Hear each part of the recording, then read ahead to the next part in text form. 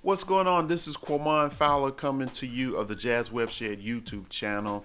And today I wanted to talk about ways that you can actually stimulate your music business economy. Now, this is the best time to create new products and new services because of most musicians are out of gigs, or the gigs are paused because of the virus. And so what I wanted to do is talk about the opportunity we have right now with a lot of people doing stuff online. They're buying more stuff online. E-commerce is really booming because people aren't going out as much. So what we need to do as musicians in order to stimulate our music economy or music business economy, we have to create more goods and services. Goods, I mean like digital products. You want to create new digital products, put out a single, put out some sheet music, put out some lessons.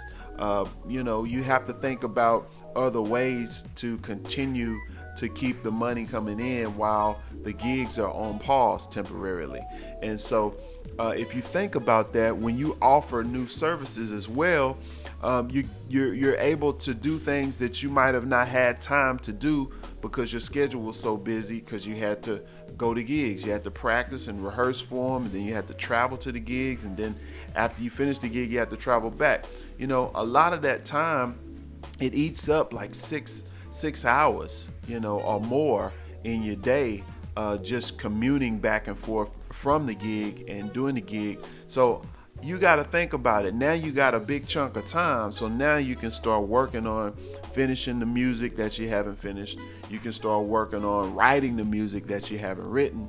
You can even start working on your curriculum for what you wanted to teach so that you can offer it. You can start doing outlining stuff for YouTube videos so that you can monetize your channel and be able to make money or even get new students from YouTube. So this is a time where I really been wanting to share ideas and stuff that you can do in order to boost your music business economy and take advantage of something like YouTube, because it's out there. The opportunity is available now, but you just have to jump on it right now while you have time.